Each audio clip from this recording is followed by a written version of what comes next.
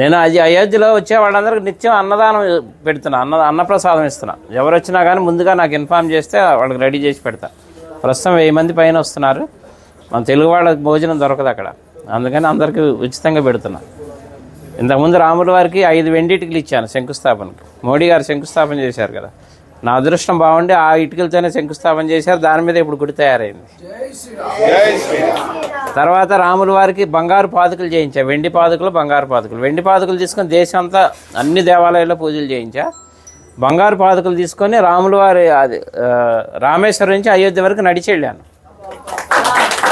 అది కూడా రాముల వారు నడిచిన దారిలో వెళ్ళా, డైరెక్ట్ వెళ్ళిపోకుండా వెళ్ళి ఇప్పుడు అక్కడే స్థిరనివాసం ఉంటున్నాను. తర్వాత ఇప్పుడు ధనుసు చేయించా 14 కిలోలు. రాముల వారి వనవాసం 14 సంవత్సరాలు, అందుకని 14 కిలోలు చేసా. కిలో బంగారం 13 కిలోలు వెండి. ఇది రాముల వారికి కోదండరాముడికి వచ్చాయి చేతిలో ఉంటుంది, ఫస్ట్ ఫ్లోర్లో వచ్చాయి రాముల వారి చేతిలో. ఇప్పుడు నా మిస్సెస్ అక్కడే ఉంది అయోధ్యలోనే, నిత్యం అన్నప్రసాదం ఆమె చూసుకుంటుంది అక్కడ. వచ్చి చెన్నై అండి, జిఆర్టీ వాళ్ళు చేశారు. అలాగే నేను ఒక పెద్ద గుడి కడుతున్నా అయోధ్యలో. అంటే రాముల వారి గుడి ఉందిగా ఇంకెందుకు అనుకుంటారేమో. నేను పెట్టేది వంశవృక్షం. బ్రహ్మ దగ్గర నుంచి లవకుశుల తర్వాత కూడా 20 మంది ఉన్నారు, ఇంకా మొత్తం 64 మంది.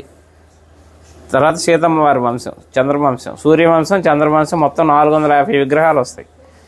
అంటే రాముల వారి వంశంతో పాటు రాముల వారికి అనుబంధం ఉన్న ఎవరెవరు ప్రముఖ వ్యక్తులు, మహా ఋషులు ఉన్నారు కదా, సప్త ఋషులు, వాళ్ళకి ఎవరెవరు సాంగత్యం ఉందో అందరి విగ్రహాలు పెట్టిస్తున్నా.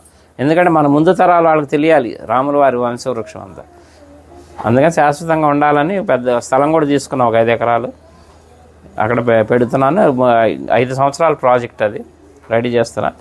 అలాగే ఇప్పుడు అయోధ్యలో అంటే మన తెలుగు వాళ్ళ తరఫున నేనేం పని చేసినా తెలుగు వాళ్ళ తరఫున చేస్తాను. అయోధ్యలో వాల్మీకి ఎయిర్పోర్టు, ఇక నేను వెళ్తూ వస్తూ పోతూ ఉంటాను కాబట్టి 2-3 సార్లు చూశాను, కానీ నాకు ఎందుకో లోటుగా అనిపించింది. అక్కడ ఒక విగ్రహం పెట్టిద్దామని గవర్నమెంట్ అప్రోచ్ అయితే పర్మిషన్ ఇచ్చారు, సెంట్రల్ గవర్నమెంట్. 16 అడుగుల వాల్మీకి విగ్రహం పెడుతున్నాను. ఆ విగ్రహం కూడా రెడీ అయిపోతుంది ఇప్పుడు.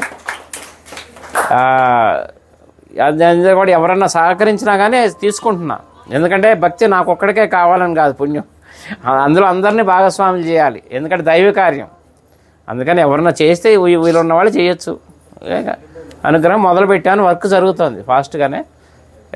మార్చి ఏప్రిల్లో విగ్రహ ప్రతిష్టాపన అయోధ్యలో. అట్లా అన్ని కార్యక్రమాలు మీరు ఎవరు ఎప్పుడు వచ్చినా కానీ నాకు చక్కగా నాకు ఫోన్ చేస్తే ముందుగా అన్ని ఏర్పాట్లు చేస్తారు. రూములు కావాలన్నా అక్కడ 48 రూములు కూడా కట్టబోతున్నాను. వచ్చేవాళ్ళు ఇప్పుడు ఉన్నాయి, ప్రస్తుతానికి 4-5 ఆశ్రమాలు తీసుకున్నాను, మన హ్యాండ్ ఓవర్లో ఉన్నాయి. ఎవరు వచ్చినా అకామిడేషన్ అది ఏర్పాటు చేస్తా అయోధ్యలో. నా నంబర్ కూడా నోట్ చేసుకోండి, 9550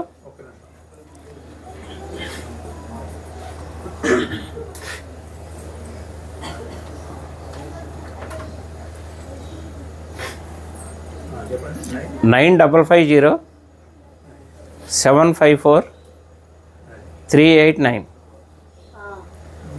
చల్లా శ్రీనివాస్ శాస్త్రి అయోధ్య అని పెట్టుకోండి. ఇంకా నేను ఉండబోయేది అక్కడే, హైదరాబాదే మాది కానీ మణికొండ, కానీ ప్రస్తుతం ఇంకా షిఫ్ట్ అయిపోయినాం అక్కడే ఉండి వచ్చే భక్తులకి సహాయం చేద్దామని అక్కడే ఉంటున్నాయి. ఇంకా రామ భక్తులకు సేవ చేసుకునే భాగ్యం ఇప్పించాడు రాముల వారు నాకు. ఎందుకంటే నిన్నే బాలరాముడు ప్రతిష్ట నిన్నే 1 year. అందుకే మా ఆవిడ అక్కడ ప్రసాదాలు తయారు చేసి మాకు అవకాశం ఇచ్చారు. ఇప్పుడు 6 రోజులు మొత్తం లోపల ప్రసాదాలు పంచే అవకాశం కూడా ఇచ్చారు. నిన్న మొదలైంది కార్యక్రమం, అందరికీ వినియోగిస్తున్నాం. 9550 754 389. చల్లా శ్రీనివాస్ శాస్త్రి అయోధ్య. ఓకేనా? ఎవరు ఏ టైంలో చేసినా కానీ నేను అందుబాటులో ఉంటాను.